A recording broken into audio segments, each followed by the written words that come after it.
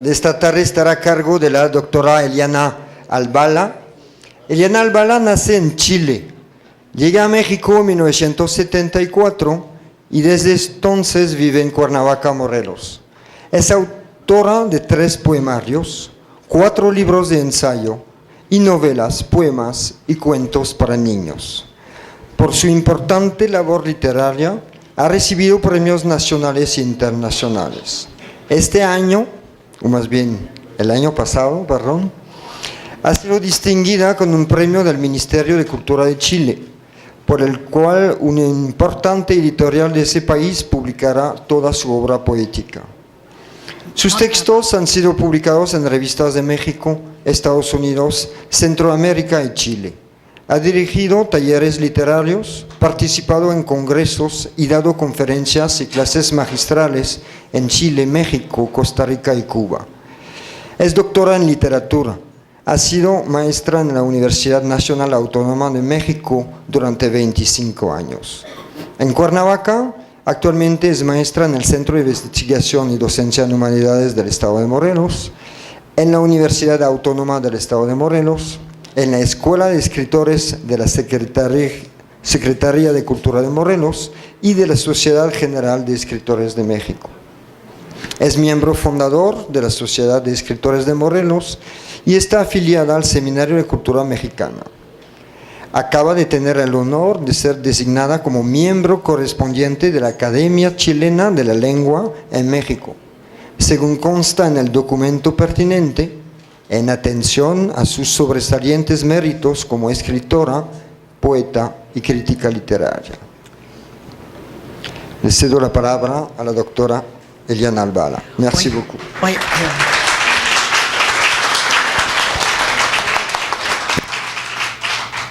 ¿Sí se oye? ¿Se oye? Oye, con ese currículum, no sé de dónde lo sacaron, pero voy a pasar una vergüenza tremenda porque voy a participar muy cortito y muy sintético. Cuando me dijeron que tenía 1 hora para esto, dije, bueno, máximo ocuparé yo media, pero sí me gustaría saber la opinión de, yo sé que aquí hay muchos alumnos, exalumnos y gente con muy buenas ideas con las cuales esto puede tomar un interés más colectivo. Así que me estoy avergonzando un poco después de haber escuchado los tamaños de las otras ponencias donde se ha hecho un estudio exhaustivo y yo voy a estar aquí muy restringida. Realmente ya de antemano me da un poquito de vergüenza.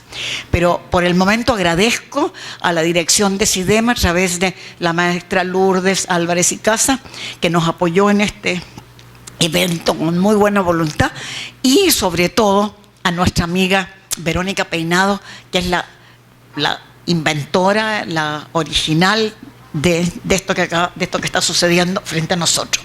Y también agradezco el que me haya invitado. En este coloquio me interesa sobre todo dialogar y cambiar ideas con los participantes y por eso pretendo dejar un adecuado espacio para, por un lado pueden ser preguntas o participaciones e inquietudes. Vuelvo al título con el cual fuimos convocados. El coloquio se llama Los caminos del análisis literario. Nos acaba de explicar Verónica en la mañana que la palabra camino es la traducción al castellano de la palabra griega. A ver, adivinen. ¿Qué palabra griega puede ser camino? Porque yo sé que aquí no hay mucho. Los que estuvieron en la mañana es trampa. No. Método. Yo no sabía. O sea, yo lo acabo de aprender ahora. Entonces estamos hablando de que el análisis literario se supone que necesitaría método, un método, otro método o distintos métodos. Pero yo también voy a decir que el análisis a lo mejor necesita otra cosa que a lo mejor existe la palabra griega y entonces nos va a decir Verónica. Los caminos del análisis literario. Y la ponencia mía tiene por título Análisis estético versus descripción analítica. Es decir, que puede haber 2 tipos de análisis. Un análisis en el cual yo descompongo, porque ¿qué es lo que es análisis? Es separación y distinción de las partes de un todo para llegar a conocer sus principios constitutivos. Pero al hablar de descomposición o de separación, no estamos hablando ni de ruptura, ni de destrozo, ni de quiebre, ni de fractura, ni de parcelación, ni descomposición, ni fragmentación, ni partición, ni segmentación, ni división, ni desmenuzamiento, ni trituración, sino de una sola palabra, de desarmar. Hay que desarmar. Y para desarmar se necesitan herramientas. Entonces, yo más que pensar en un camino, he pensado mucho en la herramienta. En cuál sería la herramienta con la cual podemos desarmar una obra literaria. Y si esa herramienta no está en la bibliografía que nos enseñaron en la universidad, o no está en la bibliografía que últimamente salió a la venta, entonces hay que ser un poco, ¿cómo se llama? No sé si al revés de modesto, un poco prepotente, y decir, yo voy a inventar mi propia herramienta. Muchas veces nos demoramos, sobre todo en las tesis, andamos buscando quién nos puede ayudar a desarmar algo. Y resulta que el objeto que tenemos en la mano es tan único que realmente esa herramienta todavía no ha sido inventada. Eso es lo que pasó aquí en México con ¿cómo se llama esta fruta? Con oye, pues, no, espérate, ese tenedor que se inventó, ¿para qué? Para el mango. Resulta que existía el tenedor desde muchos siglos. Ha existido el tenedor, la cuchara, la cucharita y el cuchillo. Y todas las cosas que hemos desarmado para comer, o bueno, ahí ya triturado si ustedes quieren, que hemos roto para comer, con esos tres herramientas nos ha alcanzado perfectamente.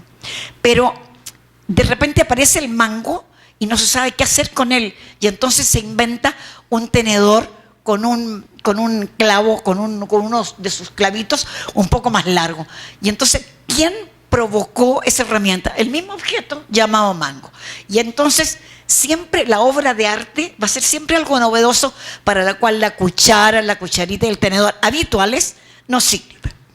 Entonces digo que el mismo objeto, y aquí hay una compañera que le pregunté yo que qué camino o qué herramienta había seguido en lo que nos fue mostrando tan maravillosamente de este poema de nuestro bailarín.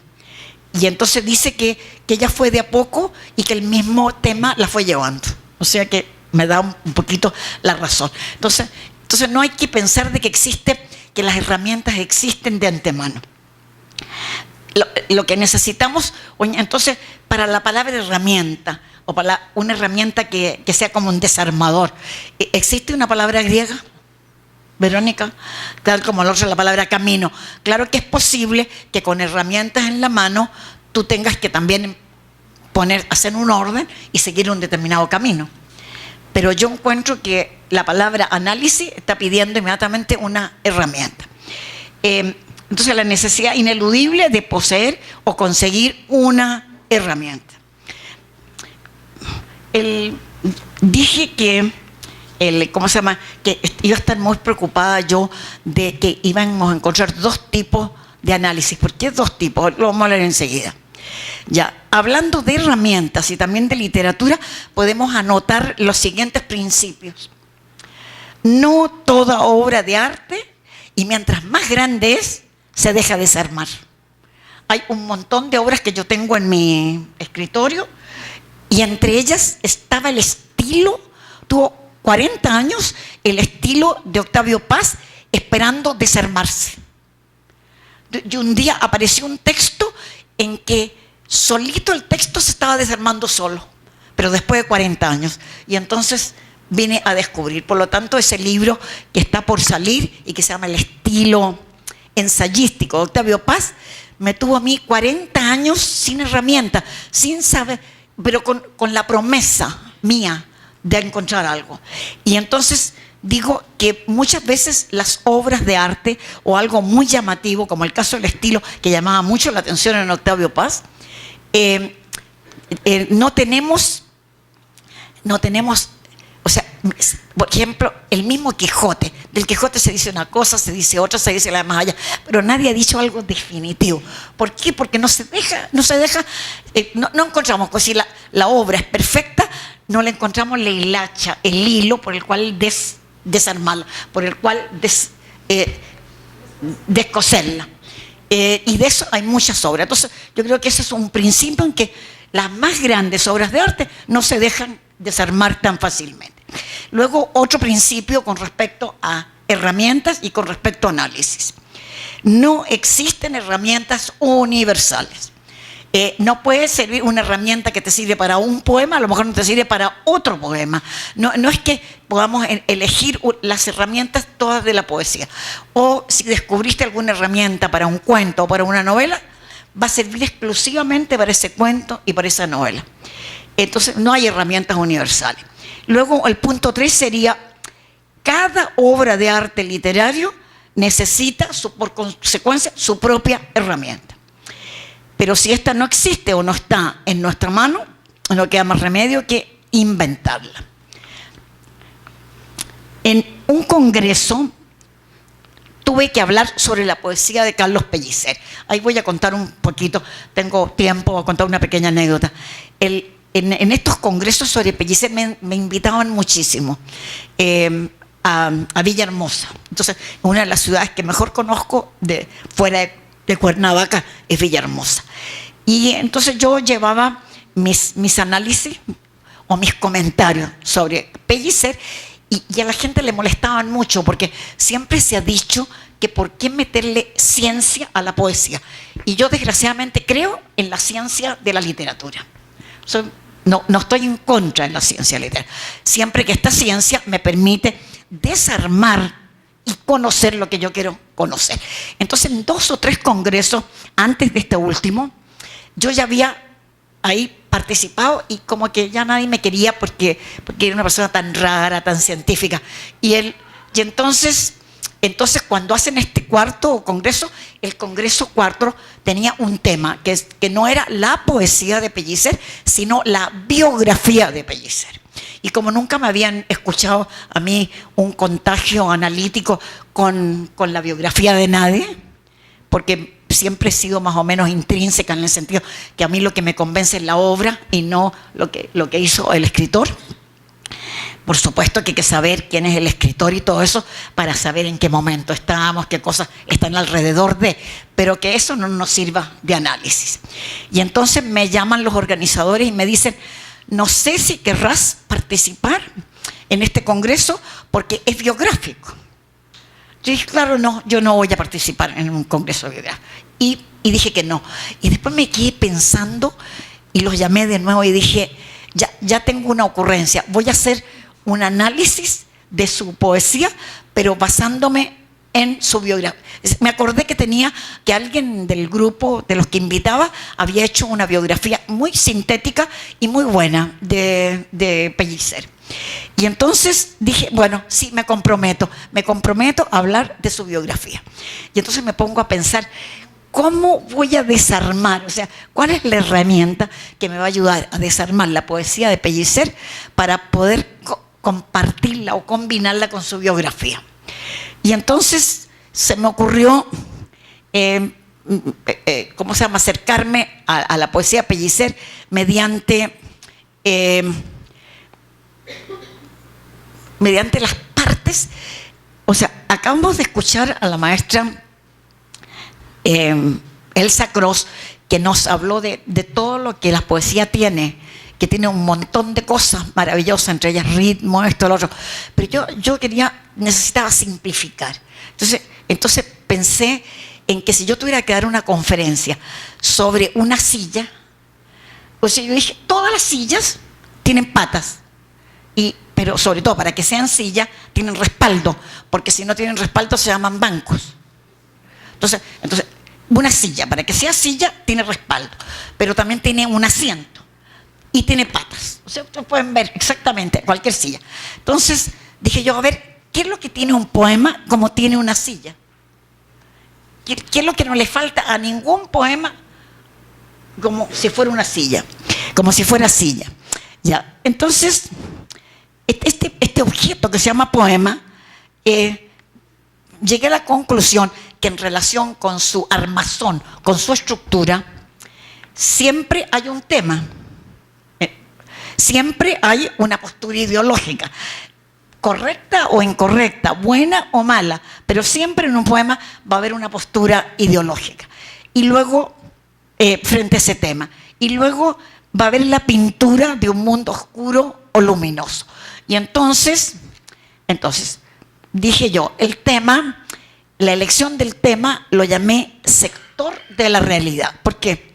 Porque la realidad es tan infinita que ningún poeta se enamora de toda la realidad. Por ejemplo, pensando en los contemporáneos, Villaurrutia le gusta la oscuridad de la noche en el cuarto de su recámara. O sea, ese es su sector de la realidad. Y pensando en Pellicer, sí sabemos que le gusta el aire libre, que le gustan los colores de fuera. Y entonces dijimos, a ver, tiene que haber un sector de la realidad. Ya, pero ahora, ¿cómo vamos a llamar a la postura ideológica frente a ese sector de la realidad? Lo vamos a llamar perspectiva. Y ese mundo que puede tener nada de color, o que puede ser transparente, o que puede tener lleno de colores, lo vamos a llamar coloración, que algunos lo han llamado imagen, pero la imagen podría ser auditiva o podría ser gustativa o sonora, y en este caso el decir coloración estábamos viendo que hay una forma que el ojo capta. Pero dijimos, pero ahí no termina el poema, porque el poema ya se ha dicho, está hecho con ritmo, está hecho con música, está hecho con palabras. Entonces, del punto de vista del tema, 3 factores, ¿no? Sector de la realidad, perspectiva y coloración. Y del punto de vista de las palabras del poema, siempre se tiene preferencia, cualquier poeta, por un determinado léxico.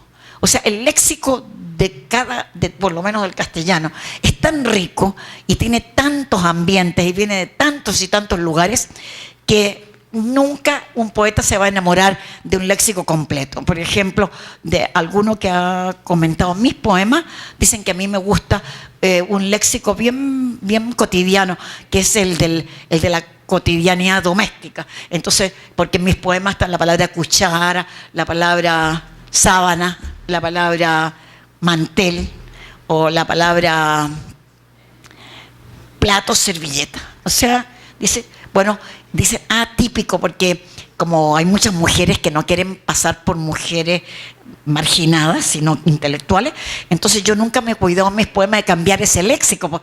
Con ese léxico me quedo como dueña de casa. Entonces, pero sin embargo me gustan los poemas. Y resulta que soy una pésima dueña de casa, pero a lo mejor por eso, hablo de servilletas, comidas, etcétera. Entonces, como una participación hacia eso.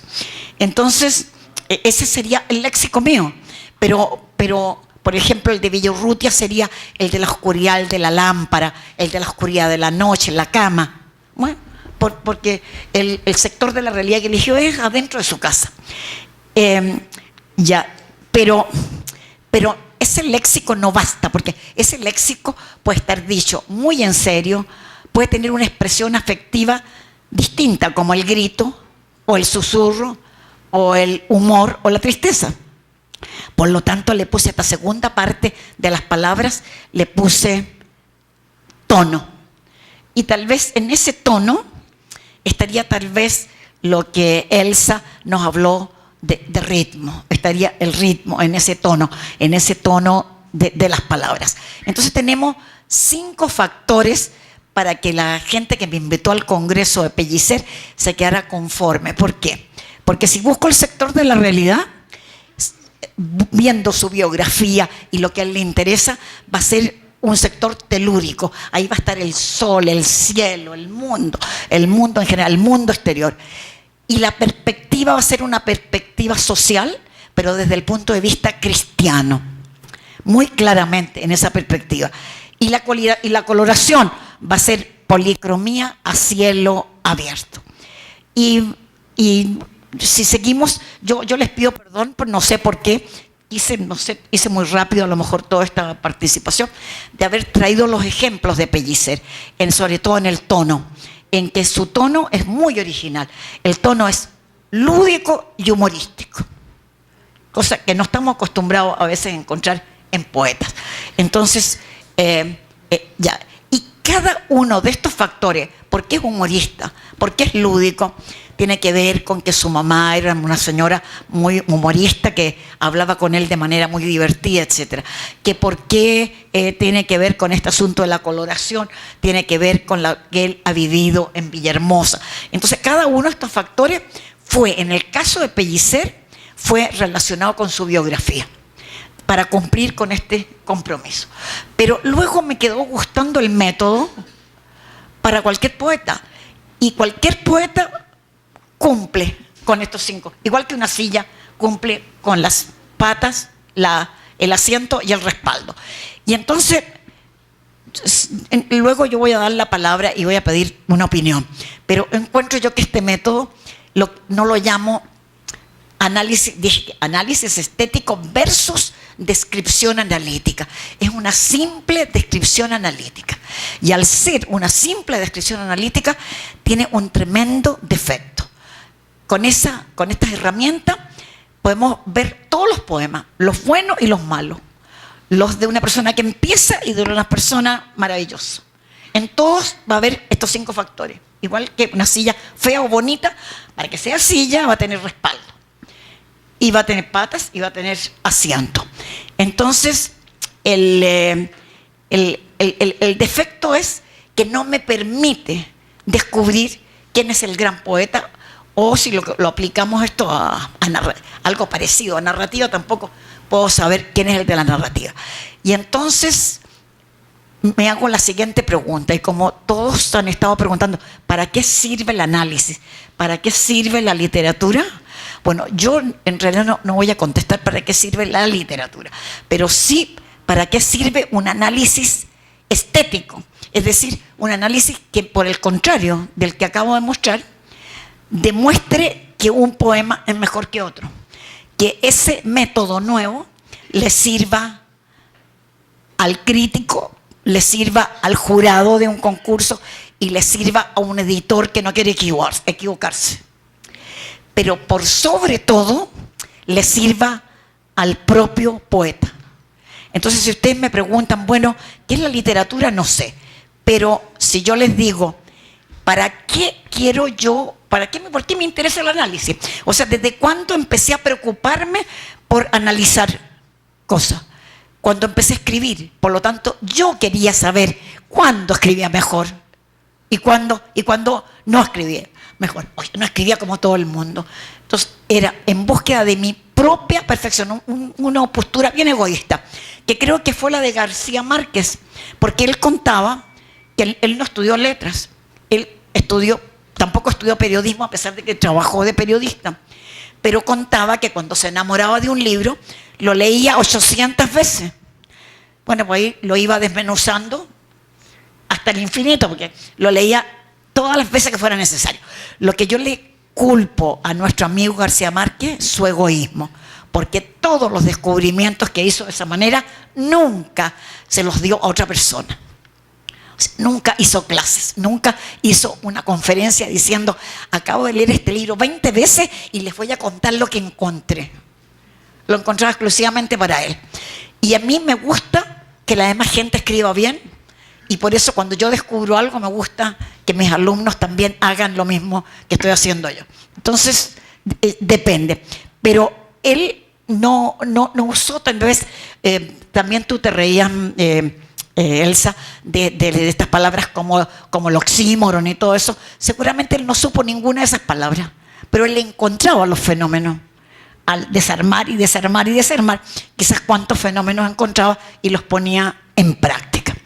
Entonces dije, vamos a eliminar este método, o si ustedes quieren, este método es muy práctico, es amistoso, este método malo, que es un método en que los poemas malos y buenos y medianos son iguales. Son fáciles de decir cuál es el sector de la realidad, fácil de decir el color, la coloración, fácil de decir las palabras, porque no podemos hablar de un poema sin ver las palabras que se pusieron en el poema, por lo tanto tiene palabras, y tendrá un tono simpático, un tono gritón, un tono, siempre va a tener algo. Ahora, suponiendo que fuera un poeta tan malo que no tuviera ningún tono, o sea, que no pusiera, bueno, digamos, bueno, falto de tono. Entonces, quiere decir que este factor no está presente. Entonces dije que, por un lado, no sirve para el creador, ni sirve para el crítico, ni sirve para el dueño de una editorial exitosa, ni sirve para un jurado verdadero, un jurado no amistoso, sino un jurado que quiere encontrar en las obras presentadas a un concurso, encontrar realmente lo más valioso. Sin embargo, dije que era muy práctico, porque a veces nos piden que presentemos libros. Entonces, lo recomiendo como si nos aparece algún poeta que te diga, mira, a mí ya me publicaron un libro de poemas, ¿por qué no me lo comenta? Y siempre se puede comentar algo con este método, porque todos los poemas van a caber en esto. Entonces ahora nos preguntamos por lo contrario, ¿y qué se puede hacer después de tantos años de escribir cosas? ¿Dónde vamos a parar con el método estético? ¿Cuál será un método estético? Bueno, con respecto a narrativa, se me ocurrió una modalidad que se me demoraría mucho yo en detallarla acá, pero que este método era ver en la narrativa, ver algo voluminoso, es decir, que la obra mirada de una cara, de tales y cuales resultados, que damos vuelta a su cara, así como si un volumen. Yo le llamo, que lo llamé, dice, no todos los relatos son prismas de 3 lados, y como aquí hay matemáticos, me van a decir que los prismas más chicos de 4, bueno, yo hablé de 3 lados en el sentido en que, igual que esto, yo puedo ver la obra de esta cara o de esta otra, o de estas otras caras. Y la obra que se deja ver con todas esas caras está más cerca del resultado estético, está mucho más cerca del resultado estético. Y por el contrario, por el lado de la poesía, olvidarse, fíjense, parece mentira, si nos quedamos en un método que sí ha dado muy buenos resultados, que se llama estilística, en que el contenido del poema va a dar también un ritmo adecuado a ese contenido. Entonces ya estamos un poco más cerca de una obra de arte más completa, el significante coincidiendo con el significado. Y de eso ha hablado mucho Amado Alonso, le habló a Alfonso Reyes en una carta que dice Carta a Alfonso Reyes sobre la estilística. O sea que ya una obra en que, y ya me he dado cuenta, por ejemplo, en Octavio Paz, descubro yo una metodología lingüística que se aviene perfectamente con el tema que está tratando. Diríamos que ya en ese sentido vamos encontrando una obra de arte en los estilos y en los ensayos. Yo no estoy hablando, no conozco bien los poemas, estoy hablando de su estilo, del ensayo de Octavio Paz. En este caso,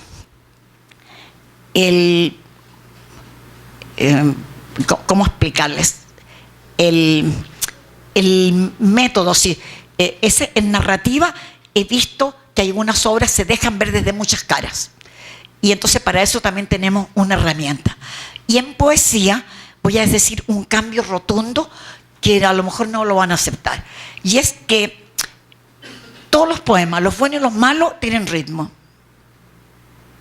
O falta el ritmo. O sea, todos tienen muchas cosas. Tienen figuras, tienen imágenes. Pero yo llego a la conclusión que la verdadera poesía no está en las manos de cualquiera. Porque la verdadera poesía es descubrimiento de mundo. Es como encontrar en un mundo cerrado que no se deja abrir una pepita de oro. Y como la pepita de oro cuesta mucho encontrarla, entonces los poetas que con esa pepita, como Neruda, por ejemplo, en los 20 poemas, tengo un ensayo que se llama 20 poemas, un libro perfecto, en que él descubrió una pepita y la usó para 20 poemas. Eso se llama economía poética, de la gran poesía. Ya, y si yo descubrí una minita por ahí con un poco de oro y lo convertí en una novela de 500 páginas, más economía todavía. Entonces, como que podemos olvidarnos del ritmo, de todo lo que ustedes quieran en poesía, pero no del descubrimiento. Y no todos los poetas pueden llegar a un descubrimiento, porque es muy fácil llegar a inventos, pero no a un descubrimiento existencial, a un descubrimiento de interés humano. Entonces yo quiero terminar con lo siguiente. En este caso, hay un poeta, voy a leer un solo poema, que no va a ser mío.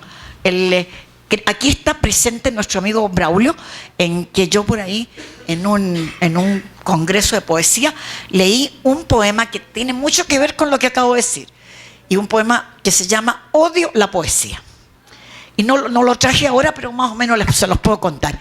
Entonces pongo, odio la poesía porque es fácil, muy fácil. Acomodar esquinas, retazos, coloridos, poner nomás esto y lo otro y engañar al crítico. Odio la poesía porque es difícil, muy difícil, ver otra vez de nuevo lo que siempre se ha visto, buscar otros caminos, buscar otras cosas que los demás no han visto. Digamos, ahí estaría la gran poesía. Y entonces, Braulio, ahí nos hicimos amigos o enemigos, pues somos amigos ahora, pero se levantó Braulio, y no sé si Braulio que está aquí, a ver si se va a acordar qué es lo que me dijo. Estaba enojadísimo porque yo decía odio la poesía y había que decir odio el poema. Creo que ahí estaba la diferencia, lo que acaba de plantear hace poco. Y se peleó conmigo, se me dejó en vergüenza frente a la palabra poesía o poema. Fíjate que lamento no haber traído mi poema, que en el fondo es la teoría de las dos cosas. ¿Qué pasa ahí? No sé, ya vas a hablar. Espérate.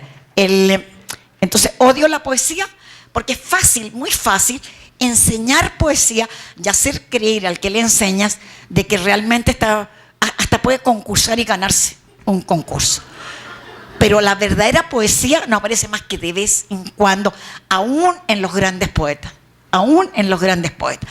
Ya, entonces, alguien que entendió perfectamente lo que estoy sintiendo, lo encuentro en un poema de un autor francés maravilloso que se llama Jacques Prévert, pues tomen nota, y el libro en francés se llama Parole, que quiere decir palabras, y al castellano está traducido por palabras. Entonces yo voy a... Oye, ¿qué pasó? Ya. ¿Qué pasó aquí? Oye, ¿y este odio a la poesía de dónde salió? A ver, a ver si lo leo. Mira, ahora que me acuerdo, mira, me pidieron, como yo doy clase en la escuela de escritores, me pidieron que para ¿cómo se llama esto? ¿Dónde sacaron esto? Es un libreto donde dan la cartelera. Y entonces me dijeron si yo en la cartelera podía dar mi opinión sobre la poesía. Y puse la siguiente opinión, que resume lo que acabo de decir. La verdadera poesía, muy por encima de un juego de palabras, es el descubrimiento inédito y ciertamente prodigioso de un pedazo insólito del mundo. Por eso es tan difícil, por eso no todos son poetas. Y entonces, puse el poema, que ahora espero, entonces Braulio se va a acordar de lo mal que me trató y me va a volver a usar. Dice, odio la poesía porque es fácil, muy fácil, juntar, acomodar esquinas, retazos, coloridos, intercalar marinos que navegan de nube en nube y cosen, y agregar enseguida no más la sal y la pimienta. Arcoíris o mierda da lo mismo. Odio la poesía porque es difícil, muy difícil, ver otra vez de nuevo lo que siempre se ha visto. Buscar otra ventana, rescatar los reversos, las caras escondidas, más allá de la sangre, más allá del olvido y más distantes. Difícil. Llega desde la imagen que se aprieta en mi puño solo un mudo silencio, y desde el canto que escarba la distancia, la máscara, la hondura, solo el grito del eco de la muerte y la vida. Odio la poesía porque es difícil, tan difícil. Y entonces este señor me encuentra toda la razón. A ver, bueno, entonces dije que para hablar todavía del asunto estético, yo quisiera que a propósito de este poema viniera un comentario.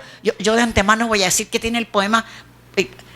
El poema, no, o sea, lo voy a leer y voy a decir qué cosas se pueden ver en este poema. O yo no, sino ustedes. Entonces esto toda una metáfora sobre cómo hacer una obra de arte. Y se llama Para hacer el retrato de un pájaro. Algunos puede que lo conozcan, otros no. De Jacques Prévert, palabras. Pintar primero una jaula con la puerta abierta. Pintar después algo gracioso, algo simple, algo hermoso, algo útil para el pájaro. Apoyar después la tela contra un árbol, en un jardín, en un montecillo o en un bosque. Esconderse tras el árbol sin decir palabra, sin moverse. A veces el pájaro aparece al instante, pero puede tardar años antes de decidirse. No desalentarse, esperar si es necesario durante años. La prontitud o la demora en la llegada del pájaro no guarda relación con la calidad del cuadro. Cuando el pájaro aparece, se aparece. Observar el más profundo silencio, aguardar a que el pájaro entre en la jaula y una vez que haya entrado, cerrar suavemente la puerta con el pincel. Después borrar de uno en uno todos los barrotes, con cuidado de no rozar siquiera las plumas del pájaro. Reproducir después el árbol, cuya más bella rama se reservará para el pájaro. Pintar también el verde follaje y la frescura del viento, el polvillo del sol y el zumbido de los bichos de la hierba en el calor del verano. Y después esperar a que el pájaro se decida a cantar. Si el pájaro no canta, mala señal. Señal de que el cuadro es malo. Pero si canta, es buena señal. Señal de que podéis firmar. Entonces, arrancadle suavemente una pluma al pájaro y poned vuestro nombre en un ángulo del cuadro. Entonces yo creo que este poema sí merece un aplauso, o el poema, ¿no? Bueno, doy la palabra después de esto, porque, por ejemplo, ¿qué cosas podemos pensar? Dice que hay que pintar primero todos los barrotes y después borrarlo. ¿Qué es lo que son los barrotes? ¿Qué es lo que vamos a borrar que no se note? ¿Quién es el pájaro? ¿Quién es el canto del pájaro? Entonces, este es un tema que me encantaría que hubiera aquí una participación. Entonces, y les doy muchas gracias por haberme dejado decir todas estas estupideces. Bueno,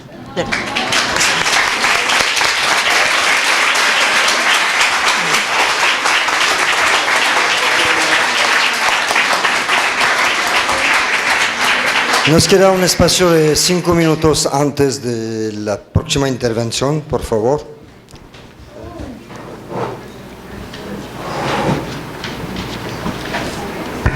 ¿Qué tal? Muy buenas tardes. También para felicitar al CIDEM por este extraordinario esfuerzo, un coloquio que es tan necesario, sobre todo para aquel instituto.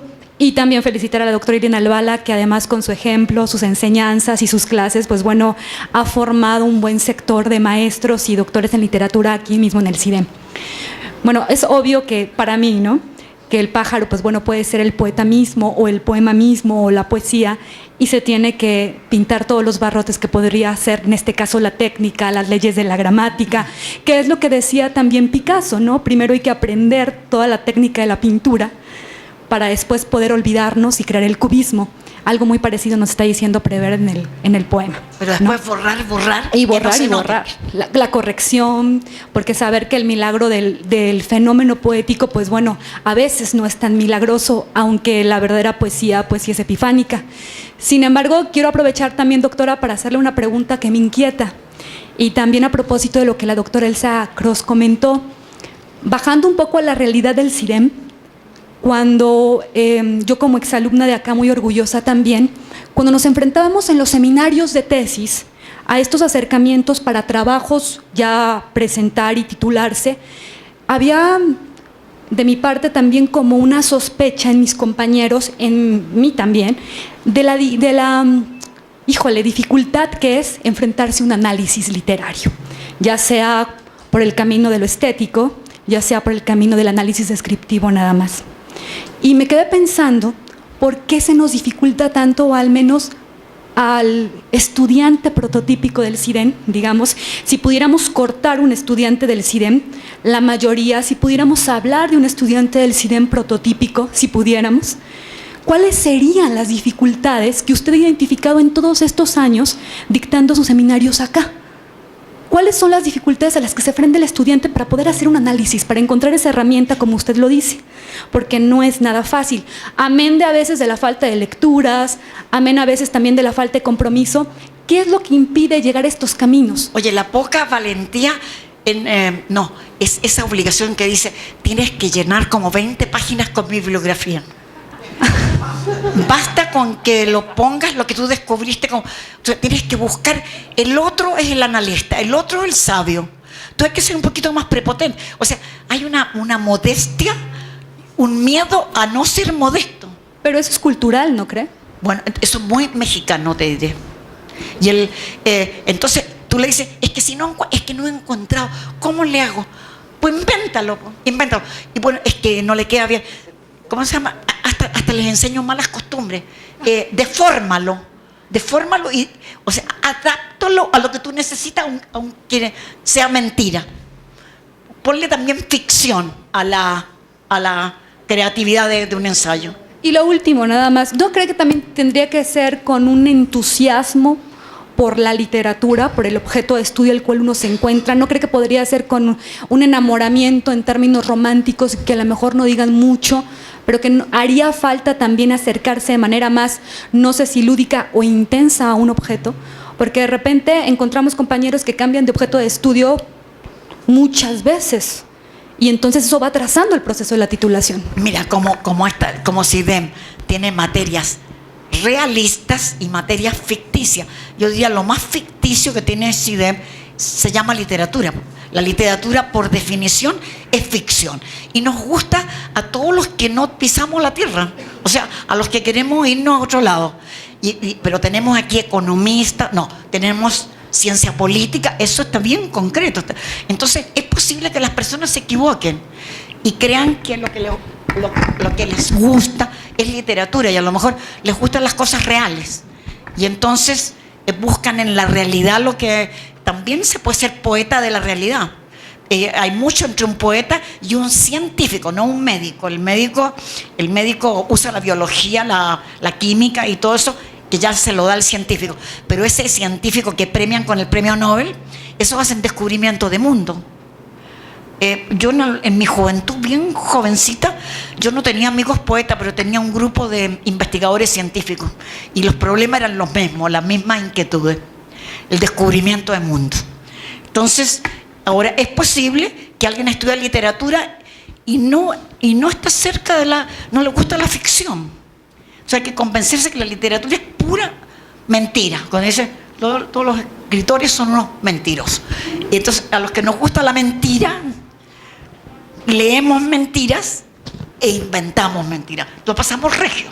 O sea, nos divertimos. Entonces, pero no todos tienen ese gusto. Entonces yo creo que la persona tiene que, cuando llega el momento de su tesis, antes de que llegue el momento de su tesis, a ver si eligió bien una carrera o no. Por ejemplo, hay mucha gente que confunde o que siendo literato estudian filosofía, como nos contó la misma maestra Elsa Cross, que ella no quería herramientas molestosas y que prefirió filosofía.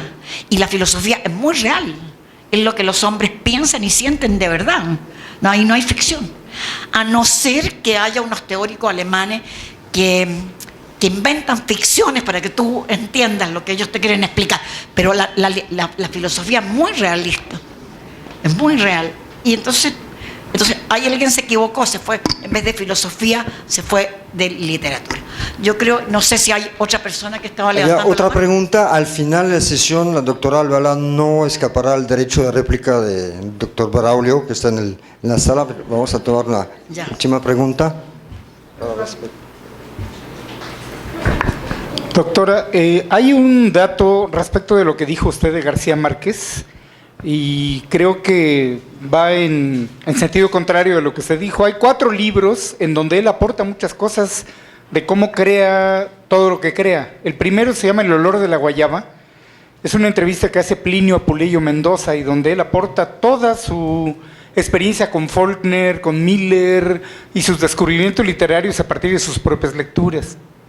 Y después hay 3 libros de Cuba, cuando comparte con los estudiantes de la Escuela de Cine. Hay uno que se llama Cómo crear un cuento, otro que es Cómo crear, creo que una novela, una cosa así, y hay un tercero que no me acuerdo del título, y ahí comparte enormes recursos literarios que él mismo utiliza para hacer lo que hace. Oye, es que yo te voy a contestar lo siguiente, que él sí ha sido generoso en contarte temas, en contarte estructuras, pero sus descubrimientos y su estilo son descubrimientos gramaticales, y eso no se los ha dado a nadie. Es uno de mis intereses, y eso no está en ninguna parte. Habla cómo hizo cine, qué pasa con el cine, qué pasa cómo armar. Tampoco te explica muy bien cómo armar un cuento, pero en último caso se queda más bien en los contenidos. Pero él es un gran estilista, es un gran descubridor de uso de las palabras, y eso no está en ninguna parte. Eso es lo que yo te puedo contestar. Gracias. Gracias por la intervención de la doctora Albala. Merci beaucoup.